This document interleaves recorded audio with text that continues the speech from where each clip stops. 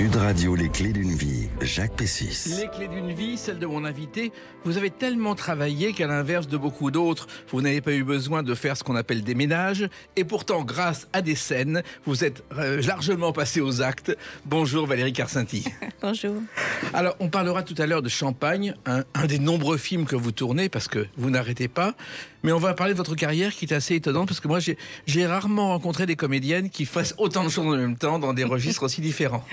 Mais ça vous va bien, apparemment. Oui, c'est ce que j'aime. J'aime la diversité, la liberté. Voilà. Alors, le principe de l'émission, c'est de vous raconter à travers des dates clés. Et la première que j'ai trouvée, c'est le 5 octobre 1989. C'est votre première télé, Les Nuits révolutionnaires, où vous faites une courte apparition. Oui, j'étais très impressionnée. C'était avec Michel Aumont que j'adorais.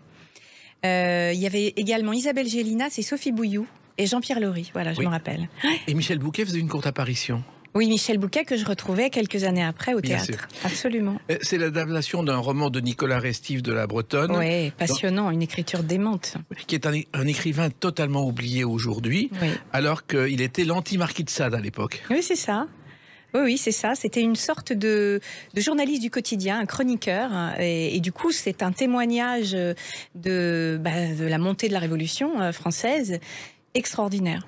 Et justement, comment vous vous êtes retrouvé dans cette aventure? Je pense que c'est ancien, donc j'ai pas tous les souvenirs, mais j'imagine que j'ai dû passer un casting et que voilà, j'ai eu la chance d'être prise, ce qui était assez rare à l'époque, puisque en fait mon parcours c'était plutôt l'école nationale de la Rue Blanche, puis le théâtre. Oui. Et en fait, c'est vrai que la caméra, les essais, tout ça me faisait peur, m'ont fait peur assez longtemps. J'ai mis pas mal de temps avant d'être libre en fait devant une caméra. Même au départ, vous aviez peur de tout, du métier quand vous avez commencé. J'avais peur de tout. Je suis l'exemple type de quelqu'un qui n'aurait jamais dû faire ce métier, qui n'aurait jamais dû oser faire ça.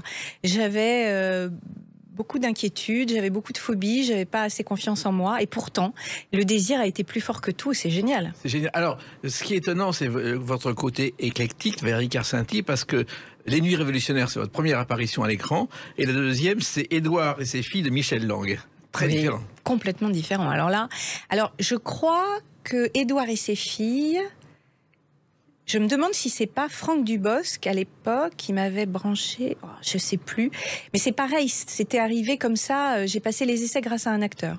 Je crois que c'était lui. Mais enfin, ça n'avait rien à voir avec Les Nuits révolutionnaires. Non, mais alors ce qu'il faut vous dire, c'est que moi, mes parents n'étaient pas du tout du métier, donc il a fallu que j'ai découvert ce métier avec une innocence que vous ne pouvez même pas imaginer. Donc je n'avais aucune référence.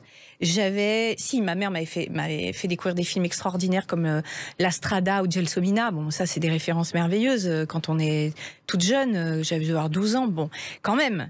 Mais si vous voulez, ce métier, je n'avais pas d'idée préconçue sur le métier. Donc, en fait, c'est le hasard qui m'a emmenée à tourner avec Michel Aumont, puis à me retrouver avec Michel Lang sur cette comédie un peu gamine. Bon, voilà. C'est petit à petit que mon goût s'est formé et que j'ai eu tout d'un coup une idée de ce que j'avais réellement envie de faire dans ce métier. Alors il faut savoir que Michel Lang à l'époque, il avait eu de gros succès au cinéma avec Hôtel de la Plage et avec À nous les petites Anglaises. Oui. Et d'ailleurs c'est Marcel Dassault qui avait cru en lui, qui avait donné les moyens de faire des films alors que personne n'y croyait. Puis après c'est un homme charmant, très talentueux, et il a fait des téléfilms dont celui-ci qui a très bien marché et qui a. C'était Pierre Mondy. Pierre Mondy, c'était un acteur mais extraordinaire. Qu'est-ce que j'ai aimé jouer avec lui. Et j'ai un regret avec Pierre Mondy, c'est que, donc encore une fois, moi à l'époque, j'étais quand même beaucoup plus régulièrement au théâtre que je ne tournais. Et Pierre, qui m'avait repéré, m'a proposé un rôle dans une pièce. Je me souviens plus ce que c'était. Je sais plus si c'était une création ou un fait d'eau, je sais plus. Mais j'étais déjà engagée sur une autre pièce, donc je n'ai pas pu la faire. Et c'est vraiment un regret. J'aurais adoré être mis en scène par lui, jouer au théâtre avec lui. C'était un génie qui a fait tout ce qui est possible et imaginable. Et d'une élégance, mais si vous saviez, vous saviez. Et un passionné de jazz, il a eu la plus grande collection de disques de jazz en France de ces dernières années. Il avait des 78 tours et des 45 tours partout. Je l'ai retrouvé quelques années après aussi, il me faisait rire. J'étais enceinte de mon premier fils, je crois, et il était avec cet acteur. Ah mince, c'est dommage, je l'aime beaucoup. Il a connu tellement d'acteurs. Oui, et ils rigolaient tous les deux. Ils racontaient des blagues. Et à Action, j'entendais encore la fin de leurs phrases. Il fallait que je me concentre. C'était une bonne école de travailler avec eux. Alors, vous êtes né non pas à Paris, vous avez grandi à Phrasé. Je suis née à Paris. Vous êtes né à Pantin, très exactement. Oui, enfin à Pantin. Oui. Et à Pantin, tiens, je me suis renseigné, il y a une seule chanson qui parle de Pantin. Je ne sais pas si vous le savez, c'est celle-ci. Et pourtant pas la mer à boire, disait la fille de Calais, de dire aux marins, Jean-Marie de Pantin, aux Anglais, de Maurice Fanon. Personne connaît, alors que Maurice Fanon a été un auteur-compositeur célèbre. Il a écrit pour Mélina Mercouri, pour Isabelle Aubray, Gréco l'a chanté. Et la seule chanson sur Pantin, c'est Jean-Marie de Pantin. Ah, c'est fou ça. Bah, je l'écouterai. Ouais. Donc, et d'ailleurs, Pierre Desproges est né aussi à Pantin. Oh, c'est chic. Oh là là, c'est tellement mieux que Neuilly-sur-Seine. J'adore. Alors, Valérie Carcenti, vous naissez à Pantin et vous grandissez à Phrasé, oui.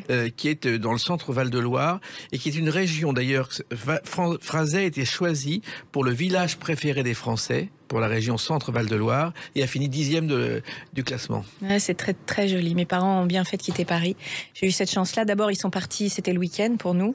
Et puis très vite, ils s'y sont installés. Et j'ai une deuxième partie d'enfance en liberté totale. C'était extraordinaire. Ça vous a appris à aimer la nature, la vie? Ah oui, oui, franchement, j'ai adoré ça. J'ai adoré cette liberté. Alors, il y a aussi une chose étonnante, c'est que votre déclic, il s'est produit, je crois, lorsque votre mère vous emmène à la Comédie Française avec un dîner qui suit, Valérie Carcenti. Alors, il y a un peu de ça. C'est très difficile de savoir où ça commence. Je pense que, comme je le dis, donc j'étais assez timide, introvertie. Et au départ, je regardais beaucoup le théâtre à la télé. Et je pense que si le métier de spectatrice avait existé, je j'aurais pas cherché plus loin. Parce que c'était fabuleux, en fait. Jacqueline Maillan. Tout était fabuleux. Jacqueline Maillan, c'était au théâtre ce soir, oui. Voilà. Les transmissions de la Royal Shakespeare Company étaient extraordinaires, qui étaient en sous-titré le dimanche.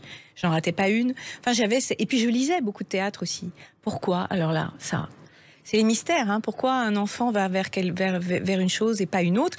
Et pour me faire plaisir, mes parents donc m'emmenaient à la Comédie Française 1 à 2 fois par an, et ce que je ressentais en voyant ces spectacles, je pense que c'est ces émotions-là d'adolescence, tellement puissantes, tellement incroyablement riches, que j'ai recherché en montant sur un plateau. Et je crois aussi, mais ça compte beaucoup. Philippe Cobert aussi, d'ailleurs, faisait partie de vos idoles. Ma mère m'avait... j'étais donc au lycée à Chartres, et ma mère m'avait abonnée au théâtre de Chartres, et par chance, il est passé, et j'ai vu... La danse du diable. Je voulais plus sortir du théâtre. Ah bon? Ah non, je voulais plus. Je voulais que ça recommence, que ça recommence et que ça recommence. Il l'a su, Philippe Cobert, ensuite Valérie Carcenti? Alors, on ne s'est jamais rencontrés, mais mes déclarations successives de découverte et de choc émotionnel, je pense qu'il en a entendu parler, oui. J'espère. À 15 ans, ce qui est assez rare, vous tentez l'aventure du cours Florent, Valérie Carcenti. Et oui, c'est-à-dire qu'en fait, il faisait des stages de théâtre l'été, et donc plutôt que de partir en vacances, je demande à mes parents de me payer un stage de théâtre.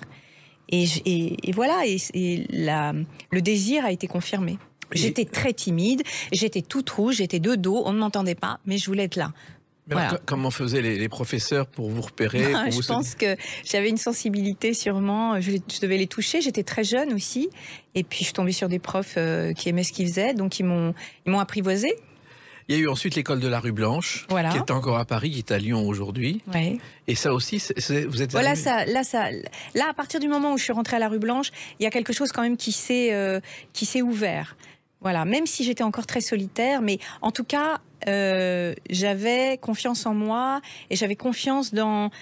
j'avais compris que ce désir était essentiel. Donc rien ne m'aurait détourné. Et vos parents l'acceptaient? Oui, j'avais des parents... Enfin, j'ai perdu ma mère aujourd'hui, mais j'ai eu des parents incroyables parce que pas du tout de ce milieu, encore une fois, et pourtant qui ont eu confiance en moi, vraiment. Donc ils ont fait comme ils ont pu, ils m'ont aidé comme ils ont pu, mais...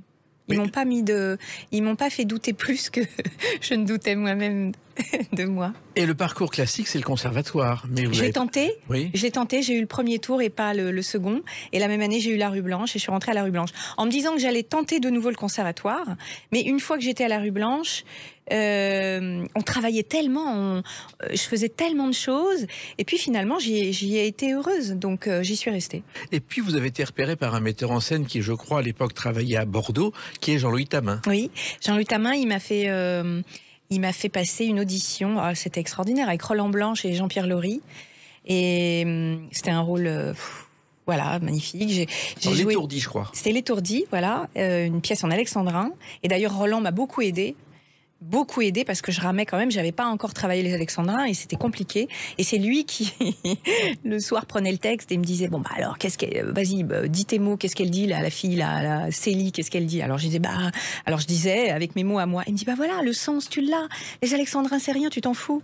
Il était génial, Roland. Oui, et d'ailleurs, on l'a un peu oublié, c'était un comédien très copain de Jean-Michel Ribes, de Topod, toute cette bande. De Nils Aristrup, c'était un immense comédien, Roland, vraiment. Et je ne sais pas si vous le savez, mais à 29 ans, il a arrêté, il est devenu sacristain au temple de Boulogne-Billancourt pendant 10 ans avant de revenir dans ce métier. Eh bien, j'avais oublié ça. Ah, je sais que c'était un enfant du spectacle. Il a commencé à jouer très jeune, mais ça, je ne savais pas. Il avait une passion pour la poésie et pour les livres anciens. Voilà. Eh ben, nous, on a une passion pour votre parcours. On y revient dans quelques instants avec une autre date importante pour vous, le 9 novembre 2009. À tout de suite sur Sud Radio avec Valérie Carcinti. Sud Radio, les clés d'une vie, Jacques Pessis. Sud Radio, les clés d'une vie, mon invité Valérie Carcinti. Nous parlerons tout à l'heure de l'un de vos films parce qu'il y en a tellement, Champagne. Et là, on revient à une date importante, 9 novembre 2009. Vous ne l'avez pas oublié. Écoutez ce générique.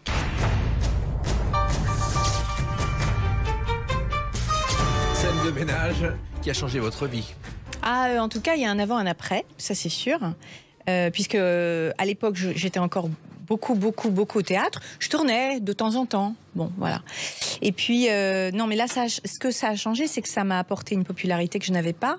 Parce que le théâtre, on se fond derrière les personnages. Et puis, ça m'a apporté aussi beaucoup de liberté, dans le sens où ce sont des plans séquences. Et que donc, à l'intérieur de ça, entre action et coupé, on a une grande liberté. Et puis ce personnage est jouissif à jouer parce qu'elle est folle, elle est fantasque, elle est touchante, elle a beaucoup de couleurs comme ça que j'adore parcourir. D'ailleurs, vous avez pris une voix plus aiguë que la vôtre pour jouer. Oui.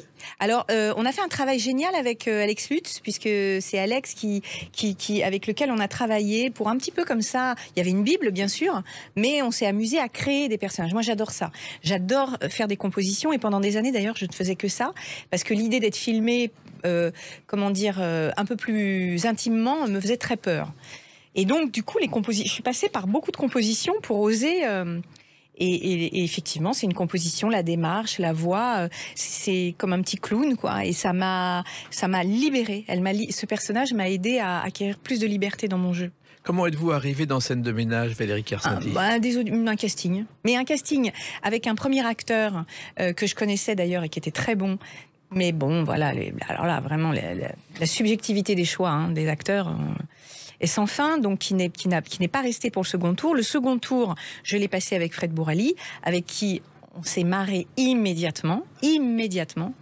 Et on est sortis de là, d'ailleurs, on est allés déjeuner ensemble, on se connaissait comme ça, on s'était croisés, c'est tout. Et le couple a fonctionné tout de suite, l'amitié aussi, ça a démarré très vite. Il faut savoir que Scène de ménage, au départ, c'est une série espagnole, c'est un concept espagnol, Escena de Matrimonio, qui a duré en Espagne 4 ans. Et quand vous avez commencé, vous n'espériez même pas que ça durerait 4 ans, Valérie Carcinti. Moi, je pense jamais à ça. En réalité, je me dis que je souhaite évidemment toujours que les gens aiment ce qu'on fait, mais je pense pas à ça parce que c'est immaîtrisable et puis c'est une grosse pression. Donc, j'imaginais rien du tout. Certainement pas ce qui s'est passé. Après, la production Cabot Productions a pris énormément de liberté par rapport au programme initial. Ça n'a plus... Enfin, ce sont des couples avec une base de scène de ménage, mais franchement, c'est très très éloigné de la série première. Les personnages ont évolué, votre mari est devenu maire, enfin il y a eu des tas de choses. Oui, mais ça c'est grâce au temps qui a passé, mais même par rapport à la série initiale, il y a eu beaucoup de liberté de prise. Alors quand vous avez vu que ça durait 1, 2, 3, 4 saisons et que ça continuait, qu'est-ce que vous avez ressenti? Alors heureusement qu'on ne me l'a pas dit, parce que j'aurais fui. Parce qu'en fait, parce qu'en réalité... c'était Stéphane Meldeg qui m'avait fait signer une pièce pour 1 an et j'avais dit non, c'est pas possible. Et donc mon agent lui avait dit, ça lui fait très très peur. Il avait dit à Stéphane Meldeg, ça lui fait extrêmement peur de signer pour 1 an. Et Stéphane Meldeg avait répondu, dites-lui que je ne le demande pas en mariage, je lui demande simplement d'être dans mon théâtre pendant 1 an, ce qui m'avait fait beaucoup rire. Donc vous imaginez autant d'années. Non, en fait. C'est un peu comme un contrat sans se marier, c'est-à-dire que en fait on signe 1 année après l'autre, et tant qu'on a envie que ça dure, ou tant qu'on a envie d'être là, tant qu'on s'amuse, tant que on recommence, on continue. Il se trouve que c'est une série et à la fois qui fonctionne, et moi j'ai un rapport particulier avec Fred qui est devenu un ami et il me fait toujours autant rire. Donc c'est une façon de... Et ce personnage me fait beaucoup de bien. Il m'est arrivé de vivre des expériences ailleurs, parfois très compliquées, et le fait de revenir sur cette série et de retrouver ce personnage et de retrouver Fred et l'équipe me faisait beaucoup de bien et me réparait d'une certaine façon. Et puis c'est un travail particulier parce qu'on n'a pas 15 jours pour répéter, Valérie Carcenti. Ah ben non, mais alors ça c'est ce que m'a apporté justement l'image, c'est-à-dire que avant le travail de répétition au théâtre me protégeait d'une certaine manière. Il a fallu que j'apprenne à m'abandonner, en fait à me jeter dans le vide, en ayant travaillé quand même en amont, mais sans mes partenaires, en ne sachant pas ce que le réalisateur ou la réalisatrice allait me demander. Donc ça a été vraiment... C'est une découverte géniale pour moi, parce que ce qui est merveilleux, c'est que ma tête a arrêté de fonctionner, et franchement, c'est ce qui pouvait m'arriver de mieux.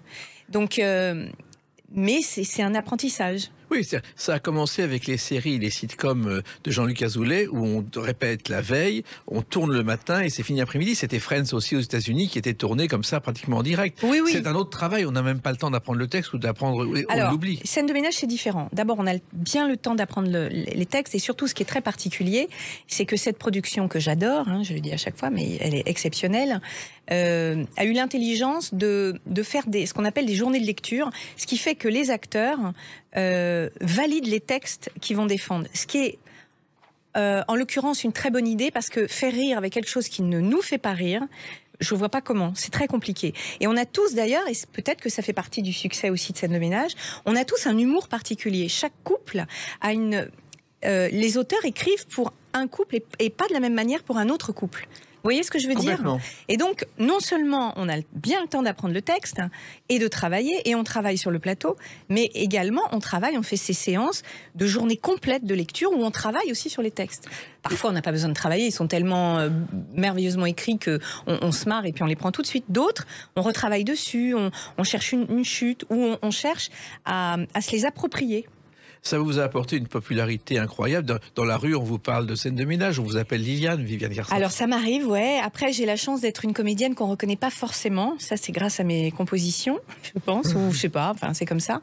Donc, je suis quand même très tranquille. Je vous rassure. Je peux aller acheter un ballon de foot à mes fils le samedi matin chez Decathlon. M'arrive rien. Et votre personnage a beaucoup évolué au fil des saisons. Ah oui. Mais ça, c'est le principe des séries. C'est ça qui est merveilleux. Mais déjà dans Maison Close, c'était ça. En fait, dans Maison Close, quand on se rend compte qu'on a 6 fois 52 minutes avec un personnage, on le fait forcément évoluer. Et ça, c'est la magie des séries.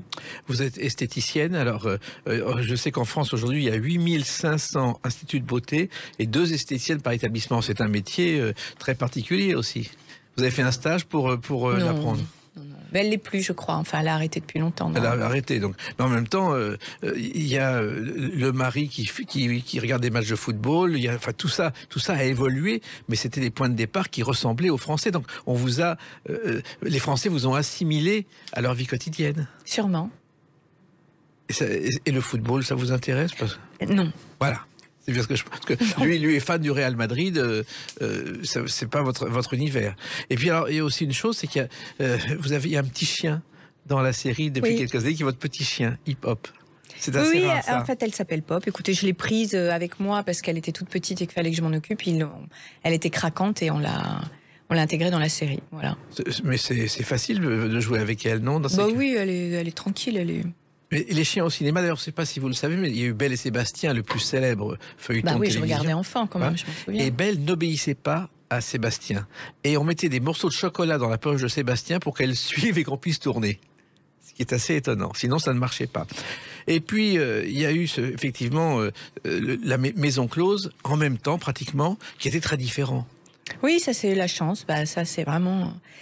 C'est une chance, c'est-à-dire je commençais à travailler sur les textes de scènes de ménage, on n'avait même pas commencé à tourner. Je crois que j'ai eu mon premier casting, premier rendez-vous pour Maison Close. Et donc la première saison de scènes de ménage était diffusée et j'étais en train de tourner à Lisbonne, Maison Close. Donc évidemment, quand c'est sorti en même temps, ça a été comment dire ? Les gens en ont beaucoup parlé parce que voilà, c'était deux compositions qui étaient tellement différentes, deux univers tellement différents. Bon, mais ça, c'est ma chance. Il y a beaucoup d'acteurs qui seraient capables de le faire. Simplement, tout le monde n'a pas la chance d'avoir des rôles aussi différents en même temps, en plus. Et en réalité, ça a probablement évité, ça m'a épargné, si vous voulez, le fait d'être cantonné uniquement dans de la comédie. Et ça, c'est vraiment la chance que j'ai eue. Parce que quand un programme comme Scène de ménage arrive dans une vie d'acteur, forcément, la difficulté, c'est que ça efface un peu le reste. Alors que moi, je continuais de jouer au théâtre, j'ai toujours continué de faire d'autres choses. Et le fait qu'il y ait Maison Close, ça ne m'a enfermée dans rien, en fait. Et croyez-moi que j'en profite énormément. Vous vous rendez compte que c'est un privilège, parce que oui, en France, la plupart des acteurs sont catalogués. Oui, je sais. Et bien sûr. Et Hortense... Il y a sûrement des choses que je ne fais pas parce que qu'on ne me permet pas de faire parce que je fais scène de ménage. Je ne suis pas complètement naïve, pas du tout même. Mais c'est pas grave, on peut pas tout avoir dans la vie. En tout cas, cette chose particulière de Scène de ménage et Maison Close a été une chance. Et il y en a eu d'autres, et finalement, ça aboutit au 11 septembre 2019, dont on va parler dans quelques instants sur Sud Radio avec Valérie Carcinti. Sud Radio, les clés d'une vie, Jacques Pessis. Sud Radio, les clés d'une vie, mon invité Valérie Carcinti. Alors, on parlera tout à l'heure de champagne. On va parler aussi du 11 septembre 2019. Ce jour-là, on vous appelle Madame la Présidente à La Rochelle. Ah oui, bien sûr. Ah oui, c'était génial d'ailleurs ça. J'ai adoré. Vous êtes présidente du festival du film de fiction à La Rochelle. Oui. Oui, c'était très très intéressant parce que tout à coup, j'ai pu découvrir grande partie de la production télévisuelle française. Donc c'est très, il y a beaucoup d'enseignements. C'est-à-dire ? C'est-à-dire que moi, je ne suis pas quelqu'un qui regarde énormément la télé, et même si j'avais envie de regarder énormément la télé, j'arrivais pas à tout voir. Là, je vois une sélection, je vois des unitaires, des séries, des mini-séries, je vois des programmes qui sont sur le web, des programmes qui sont sur des plateformes, et je me rends compte, parce que si vous voulez, la fiction, elle raconte notre vie. En gros, vous voyez des thèmes qui sont explorés, des sujets qui sont explorés. En gros, ça parle du monde dans lequel on vit. Donc c'est très intéressant. En plus, dans la journée, effectivement, vous n'avez même pas le temps de la regarder. Et le Festival de La Rochelle, effectivement, c'était, je crois, la 2e édition à l'époque. Ah non, la 10e. La 10e, oui. Et en même temps, le premier festival de télévision, c'était à Monte-Carlo. C'est le Prince Régnier qui, en 1961, sentant le développement de la fiction à la télévision, en a créé un qui est toujours d'actualité aujourd'hui. Et ça fonctionne de ce côté-là. Alors, ce qui est étonnant aussi, c'est que ce soit dans la fiction ou d'autres choses, vous avez touché à tous les genres. La comédie, le drame, c'est aussi une caractéristique rare, Valérie Carcinti. Alors, on dit souvent que les acteurs qui font de la comédie peuvent facilement jouer autre chose et en tout cas aller dans des choses très très sombres. J'en suis absolument convaincue. Ce qui m'étonne, c'est qu'on soit toujours aussi surpris de ça. Enfin, je veux dire, on se souvient de Ciao Pantin, on se souvient de tous ces acteurs de comédie à qui tout à coup on a confié un rôle dramatique ou simplement extrêmement sensible, et on a été bouleversés. Pour moi, c'est une évidence. Pour beaucoup d'acteurs, ça l'est. Et pourtant, ça continue de surprendre. Aux États-Unis, pas du tout, par exemple. Absolument pas. On mélange les genres. Les gens font de la télé, font du cinéma, passent de la comédie. Regardez une comédienne comme Meryl Streep, comme elle s'amuse à faire des comédies, à faire des compositions, des bonnes femmes complètement insensées, alors qu'elle a fait des choses tellement délicates, tellement tellement sensible. Et vous passez quand même de Lisa Azuelos à LOL, avec LOL à Bertrand Blier. C'est quand même 2 univers très différents. En même temps, Bertrand, il a beaucoup d'humour dans ses films. C'est un humour qui est noir, mais il a beaucoup d'humour. Oui. Bertrand, en fait, il était venu voir la pièce que je jouais avec Michel Bouquet. Il était venu voir Michel Bouquet, puisqu'il avait fait, je crois que c'était Les Côtelettes avec Michel. Et il est venu me voir après dans ma loge. Il avait aimé ce que je faisais. Et le lendemain ou le surlendemain, sa femme, Fareda Rawaj, qui est une actrice merveilleuse d'ailleurs, m'a appelé en me disant, tu sais, je crois que Bertrand, il écrit un rôle dans son prochain film. Qu'est-ce que j'étais heureuse de tourner avec Bertrand. C'était merveilleux de tourner avec lui. Mais effectivement, vous avez tourné avec Nina Companès, avec Laurent Hellman. Oh, quelle merveille, Nina Companès aussi. Oh là là, quelle chance. Mais ce sont des pionniers de la fiction à la télévision. Oui. Et en même temps... Des gens qui ont vraiment un univers et des choses à raconter très forts, très personnels, très engagés. J'adore. Mais est-ce qu'ils savent, ces gens-là, ces metteurs en scène, que vous tournez en scène de ménage ou c'est pas leur univers ? Je pense qu'il y en a certains qui m'ont découvert après. Il y en a certains que ça amuse. C'est-à-dire que moi, j'ai décroché Nicolas Vanier, par exemple, il m'a proposé le rôle de cette femme dans L'école buissonnière, qui était un rôle extraordinaire, qui se passe dans les années 20. En France, c'est très âpre, c'est une dame qui s'occupe d'un château, enfin qui est, comment on appelle ça, pas servante, mais bon, je trouve pas le mot, mais voilà, qui sert un comte, et elle vit dans une vie très âpre comme ça. Et il m'a découvert dans Scène de ménage et il a eu envie de me rencontrer. Il m'a offert le rôle, carrément. Donc après, il y a des gens très ouverts qui voient une actrice et qui ont envie de travailler avec elle. Puis il y a des gens plus fermés pour qui les univers sont très verrouillés. Et voilà, mais c'est comme ça, c'est la vie. Hein. Et ce qui est rare aussi avec vous, Valérie Kersenty, c'est que vous touchez toutes les générations de metteurs en scène. Vous avez tourné effectivement avec Bertrand Blier, mais aussi avec Olivier Nakache. Oui, et là, je vais tourner un premier long métrage avec un jeune homme qui n'a même pas 30 ans, qui sort de la Fémis. Ça aussi, c'est très rare. Ben oui, j'espère que ça va durer. Oh là là. Comment vous l'expliquez ? Mais j'adore la jeunesse, moi. C'est très rassurant et très enrichissant de travailler avec des gens qui ont des parcours magnifiques, comme Bertrand ou Nina Companès ou d'autres, enfin peu importe les noms, mais c'est aussi merveilleux de tourner avec des jeunes réalisateurs D'abord parce que le cinéma est un art de la jeunesse, ça j'en suis absolument convaincue. À chaque fois que je vois des premiers films, je suis bouleversée par le talent et toute la puissance des réalisateurs et des jeunes réalisatrices.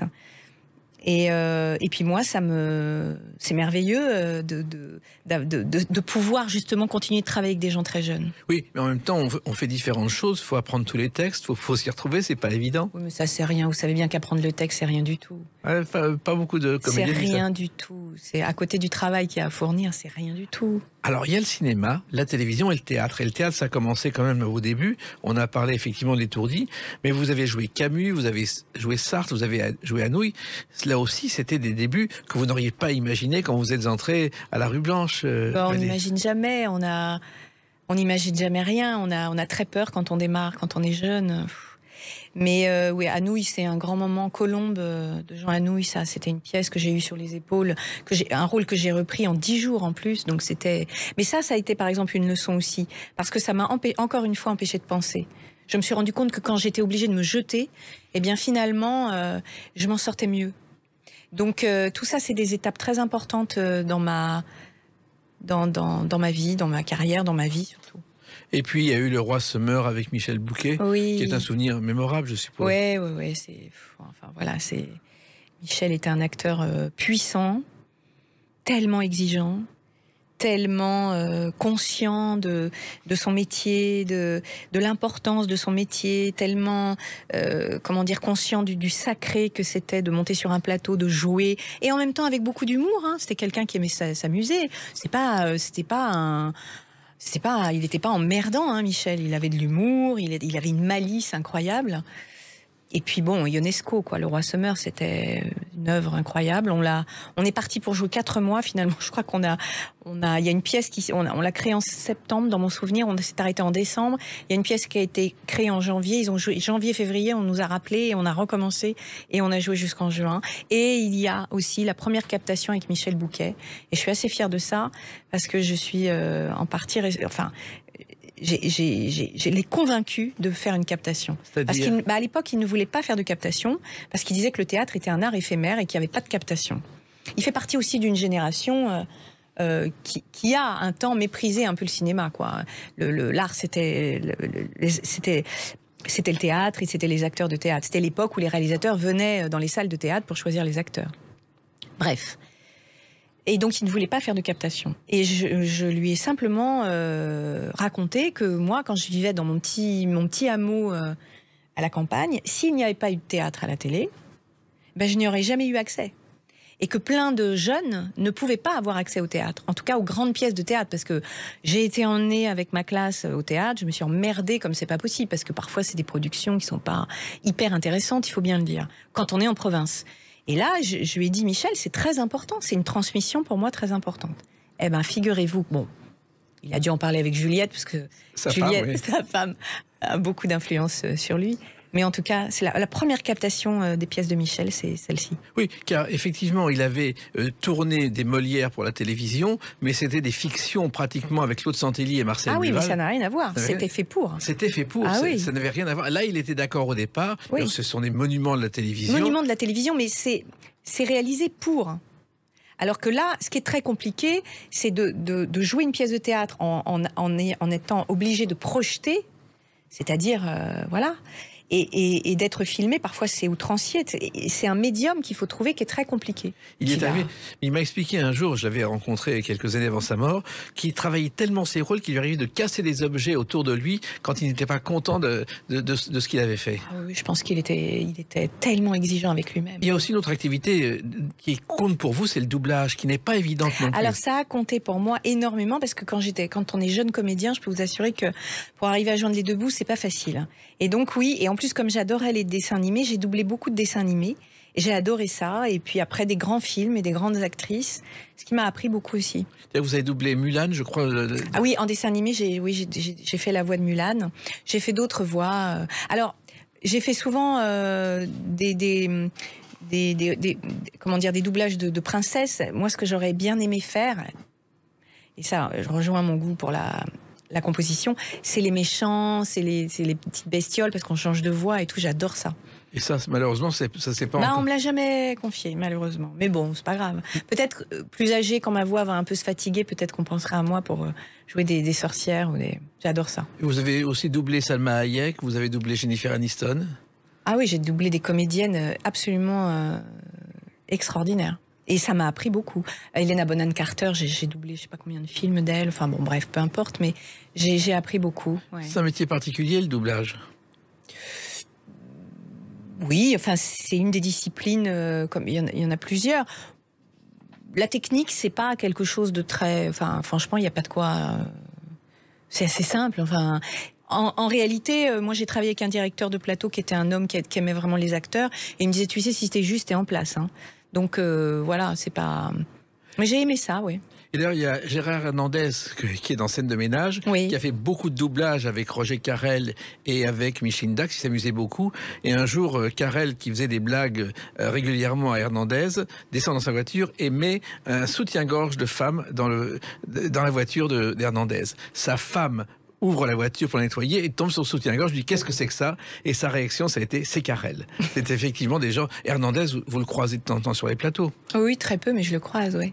J'ai un souvenir d'un dîner avec Carrel extraordinaire. Carrel était fou allié. Ah non, mais il était fou, il était tellement drôle, il était merveilleux.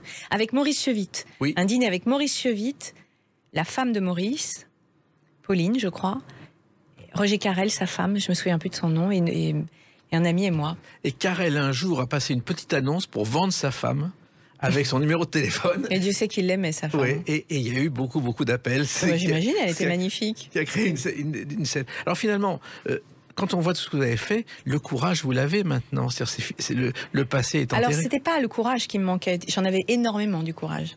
Ce qui me manquait, c'était l'audace. Ce qui me manquait, c'était la confiance en moi. J'avais très peur.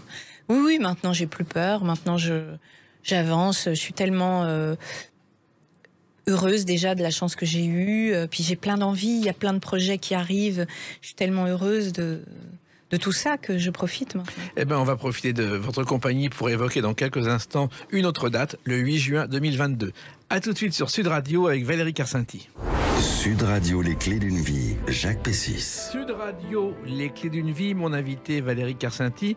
On a parlé de tous vos rôles au cinéma, au théâtre et de scène de ménage, qui est maintenant une tradition française. Et le 8 juin 2022, j'irai sort l'un de vos films d'été, parce qu'il y a plusieurs films, c'est Champagne de Nicolas Vanier. Et là aussi, c'est une bulle de champagne pour l'été. Oui, c'est un film sur l'amitié, c'est un film très tendre. Et c'est un film qui ressemble vraiment au réalisateur. Nicolas est quelqu'un qui aime l'amitié profondément, qui est doué pour l'amitié. Et il a écrit une comédie sur un chagrin, c'est pas une trahison, c'est un abandon. En fait, c'est un des amis de la bande, qui va se marier et qui délaisse un peu ses potes. Et il y a comme ça un week-end où ils se retrouvent avant le mariage. C'est un classique dans le cinéma, les films de potes, de trahison, de règlement de compte, voilà. Mais c'est un film très drôle et très tendre aussi. Oui, parce que justement, vous parlez de l'amitié de Nicolas Vanier, il vous a fait confiance une fois, il vous rappelle, ce sont des gens sur qui vous pouvez compter, avec qui vous vous sentez tout de suite complice. Oui, Nicolas, c'est quelqu'un sur qui je peux compter. C'est un ami, c'est un homme que j'adore, qui est très engagé dans sa vie, qui est très, il a une forme de pureté, d'engagement dans sa vie, voilà. Et puis j'ai la chance que qu'il ait envie de me proposer des rôles. Je suis contente. Et ça se passe en Champagne? Ça se passe en Champagne, donc on boit beaucoup de champagne, je vous l'annonce. Voilà, donc c'est un endroit assez magique, au milieu des vignes, parce que le personnage que joue Elsa c'est une vigneronne, donc on est au milieu des vignes. Il y a François-Xavier de Maison, il y a Éric Elmosino que je retrouve, avec qui je fais couple de nouveau et que j'adore. Il y a Stéphane de Groot, Sylvie Testu, donc Elsa, Stéphie Selma et Marie-Julie Beau. Enfin, il y a une équipe d'acteurs et d'actrices très douées, très drôles. Et la mayonnaise a pris tout de suite. C'est-à-dire qu'on s'est marré dans la vie tout de suite, on s'est aimé très vite, et ça se voit. Et ça compte, parce que finalement, quand on tourne un film, il y a beaucoup de films où chacun est dans son coin. Avec vous, c'est jamais le cas? Ah si, ça m'est arrivé, même au théâtre. Mais qu'est-ce que je suis malheureuse. Après, c'est comme ça, on peut pas... Il y a des rencontres qui se font et d'autres pas. Mais là, en l'occurrence, c'est vrai que c'est assez rare la rapidité avec laquelle on a aimé et jouer ensemble et se retrouver. Parce qu'on était en Champagne, dans un hôtel. Voilà, on a passé des soirées ensemble à goûter différents champagnes, différents vins d'ailleurs. Mais bon. Je me suis un peu renseigné. Le souverain, c'est 35 bouteilles. Le primat, c'est 36 bouteilles. Et la plus grosse bouteille de champagne, 30 litres ou 40 bouteilles, c'est le Melchisedec. Ouais. Ça, vous n'avez pas été jusque-là? Non, je serais morte. Je serais plus là pour en parler. Il faut savoir aussi que grâce à Nicolas Vanier, vous avez eu le prix de la meilleure interprétation féminine au Festival international du film de fiction historique. Non, mais le rôle était sublime. Le rôle qu'il m'a offert dans l'École Buissonnière était sublime. En même temps, des prix, ça vous touche, ça vous fait plaisir? Bien sûr que ça fait plaisir. Évidemment, ça, bien sûr. Et des petits cadeaux. Il y a eu un Molière. Oui. Oui, alors celui-là, c'était encore plus fort parce que j'étais plus jeune et j'avais encore besoin... la reconnaissance de ses pairs, c'est une chose, symboliquement, c'est fort. Hein. Si, moi, ça m'avait fait très, très plaisir. Vous vous souvenez de ce soir-là, parce que vous avez été nommé une fois? Oui, je m'en souviens très, très bien. Très bien. En plus, c'était une année magique pour moi parce que c'était l'année de la naissance de notre premier fils. Donc, évidemment que je m'en souviens. C'était une pièce. C'était un petit jeu sans conséquence. Là, également avec des amis... qui était un succès démentiel. Succès que personne n'imaginait. Jandel était inconnu. Jandel était inconnu. Nous-mêmes, on était des acteurs de théâtre, voilà, pas très connus. Donc, non, Jandel, il y avait Sibléras aussi. Oui, c'est une pièce doublement, enfin, écrite par les deux auteurs. Et voilà, c'était un succès fou. Moi, je venais d'accoucher de mon premier fils. Enfin, c'était dingue cette année-là. Alors, comment vous faites justement, puisque vous avez une vie active très forte et vous occupez de vos 2 enfants? Je sais que vous vous levez à 6 h du matin, mais quand même.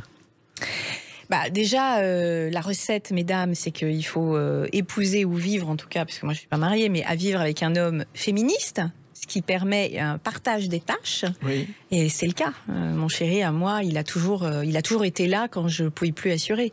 Et vice-versa, d'ailleurs, ce qui me paraît la moindre des choses. Et puis on s'est débrouillé. On a trouvé l'énergie pour. Et puis les enfants, c'est très fatigant. Mais ça donne de l'énergie aussi. Oui, et en même temps, votre mari a débarqué, enfin votre non-mari a débarqué un jour dans Scène de ménage, pour une scène. Oui, il est venu faire l'idiot avec nous. C'était une surprise? Non, c'est un des auteurs, je me souviens plus lequel, qui me dit: est-ce que tu crois que ton chéri viendrait? Je dis: faut lui proposer. C'est vrai que la comédie, c'est pas sa spécialité à François. Mais il a lu le texte, il a fait: oui, ça me fait marrer. Et puis il aimait beaucoup Fred, il savait qu'il allait être accueilli à bras ouverts, donc il est venu avec nous. Et votre père est venu aussi un jour sur un tournage? Oh, mon père. Je n'ai pas imaginé pendant des années que ni mon père ni ma mère pouvaient être impressionnés par ce que je faisais. Je ne sais pas si vous voyez ce que je veux dire. Oui, complètement. Pour moi, c'était mon quotidien voilà. Et donc, un jour, on est allé tourner à Cannes. Et j'ai dit à mon père: ça te ferait plaisir de venir sur le tournage? Et là, j'ai vu mon père changer de tête. Il me dit: oui. Et quand mon père est arrivé sur le tournage, il était tellement ému. Et je me suis dit: mais mon Dieu, mais comment j'ai pu ne pas imaginer que pour lui, ce serait quelque chose d'important? Du coup, j'ai regretté de ne pas l'avoir fait avec ma mère. Ma mère m'avait accompagnée la première fois que j'étais nommée au Molière, elle était venue avec moi. Donc quand même, j'ai fait une chose avec ma mère. Et vous n'avez pas eu le Molière, malheureusement? Cette année-là, non, mais je l'ai eu quelques années après, 3 ans après, je crois. Et vos enfants aussi ont mis quelques temps et viennent maintenant au théâtre vous applaudir, Valérie Carcenti? Non, ils venaient assez vite, mais je voulais pas savoir qu'ils étaient dans la salle. C'est très compliqué pour moi. Émotionnellement, moi, si mes enfants sont dans la salle, j'ai beaucoup de mal à pas décrocher en me disant... j'ai beaucoup de mal. Donc, je demandais à leur père de les amener sans que je le sache. Sinon, c'était horrible. Et vous entendiez leur rire quelquefois? Non, une fois, j'ai entendu maman. C'était affreux. C'était affreux. J'ai paniqué complètement. En fait, il était tout petit. Il était venu avec moi un dimanche après-midi et le metteur en scène était censé l'emmener se balader à Montmartre. On jouait des pièces de Woody Allen. Et je lui avais dit: tu me promets, tu ne le laisses pas dans la salle. Il avait 4 ans, 5 ans. Et il me dit: t'inquiète pas, je l'emmène directement à Montmartre. Qu'est-ce qu'il fait? Il l'emmène dans la régie, là-haut, juste pour voir sa mère. Et évidemment, j'entends: maman! Et là, j'ai failli mourir. Je suis sortie immédiatement de la pièce, immédiatement du personnage. C'était affreux. J'étais dans un état second... jusqu'à ce que je sorte de scène et je dis: il est où? Il me dit: ça y est, il est parti. Je dis: oh mon Dieu, c'est pas possible. Alors, ce qui vous calme aussi, parce que vous avez dans le temps débordé, c'est le yoga, je crois. J'en ai fait pendant longtemps. Maintenant, je fais une sorte de mélange de yoga, de barre au sol. Enfin, je fais mes trucs à ma sauce.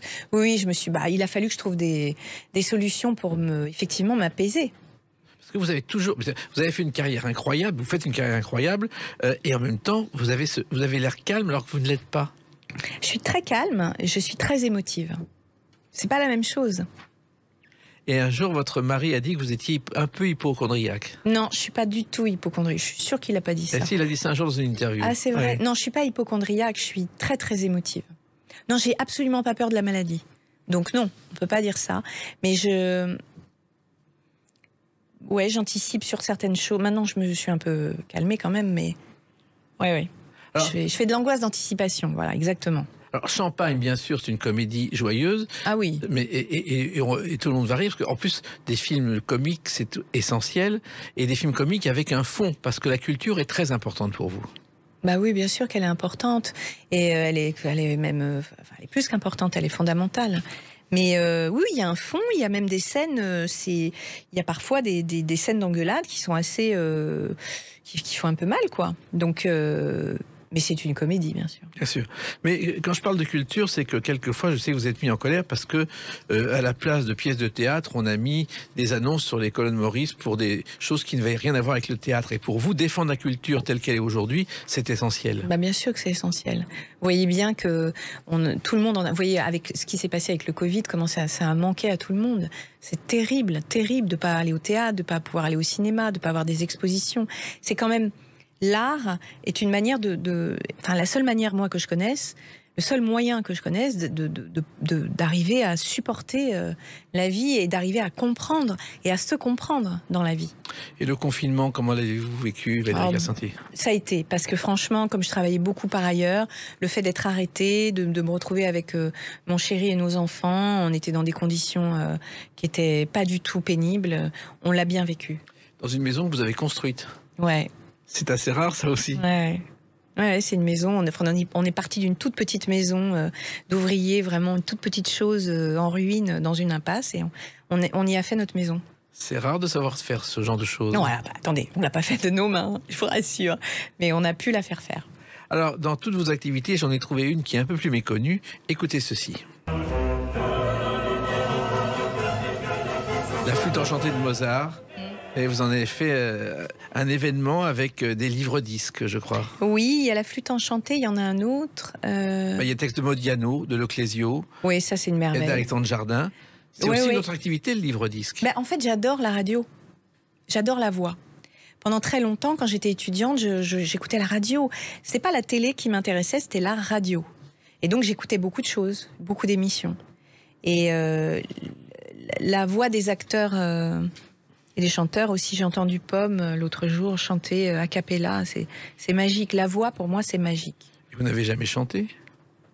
J'aime bien chanter, mais après, je n'oserais pas le faire d'une manière professionnelle parce que enfin, je suis pas chanteuse. Après, j'aime chanter dans des spectacles. C'est ce qui est quand même différent. C'est très différent. Mais il y a un autre livre-disque, un autre opéra. Alors ça, je m'en souviens pas, que j'ai enregistré. En tout cas, moi, j'ai trouvé celui-là, parce qu'en plus, la flûte enchantée, au départ, c'était une œuvre populaire pour évoquer, qui était commandée à Mozart, et on ne savait pas que ça allait devenir un classique. Eh oui. C'est connu comme ça. Enfin, Mozart, tout est tel génie que... Alors, Champagne sort, mais il y a certains de vos films qui sont des classiques, et sans dévoiler, il y a quand même d'autres films qui vont sortir bientôt. Il y a L'Homme parfait de Xavier Duringer, vous tournez Toto, vous n'arrêtez pas. J'ai cette chance-là. Ouais. Il y a L'Homme parfait de Xavier Duringer avec Pef et Didier Bourdon, qui est un très bon film, très particulier, qui sort le 21 juin. C'est un robot qui fait tout à la maison. C'est un petit film d'anticipation, en fait. C'est une comédie aussi, mais d'anticipation. C'est très particulier ce qu'a fait Xavier, qui est un auteur rare. Et en fait, oui, quand on dit un robot, on se dit... Oh, en fait, c'est une projection d'un homme qui serait parfait. Voilà, d'où le titre, L'Homme parfait. L'Homme parfait, c'est votre mari. Et tout ce que ça bouleverse, au sein de la famille et du couple. Et encore une fois, ce qui est étonnant avec vous, Valérie Carcenti, c'est que à la fois vous jouez L'Homme parfait, le robot, et il y a aussi un film sur Toulouse-Lautrec. Alors, c'est pas un film sur le peintre Toulouse-Lautrec, c'est une école Toulouse-Lautrec, c'est une série. Qui est très bien écrite par Fanny Rietberger et produite par Fédération. En fait, c'est une école qui existe, qui est à Vaucresson, qui est une école qui réunit des enfants et des adolescents handicapés, parfois lourdement handicapés et non handicapés. Et en fait, c'est la vie au sein de ce lycée. J'ai un rôle que j'adore, de sous-directrice très, très sévère, comme ça, très raide, et puis qui, évidemment, dont on va découvrir la faille. Et puis à la fois c'est une comédie et c'est extrêmement bien écrit. Et l'avenir maintenant, parce qu'au milieu de tout ça, scène de ménage continue. L'avenir, je vous en parle un peu parce que Toulouse-Lautrec, je commence à tourner demain. Oui. Donc c'est ça. Il y a Toto que je vais tourner aussi, et puis le théâtre. Et puis le théâtre en 2023. Mais ça, je reviendrai vous en parler parce que c'est un projet extraordinaire qui me fait complètement fantasmer, rêver. J'y pense tout le temps alors qu'on va commencer à travailler dans un an, mais j'ai vraiment tellement hâte de travailler sur cette pièce. Eh ben nous, on a hâte de vous voir le plus souvent possible à la télévision, au cinéma, notamment avec Champagne, ce film qui est une bulle de respiration dans notre société. C'est un film qui fait un bien fou. Merci beaucoup. Merci à vous, Valérie Carcenti. Merci de faire autant de choses. Merci de le raconter et de vivre votre existence avec passion. Je crois que ça ne changera jamais. Oh, j'espère. Non, aucune ça ne changera pas. Aucune chance de ce côté-là. Merci encore. Merci. Les clés d'une vie, c'est terminé pour aujourd'hui. On se retrouve bientôt. Restez donc fidèles à l'écoute de Sud Radio.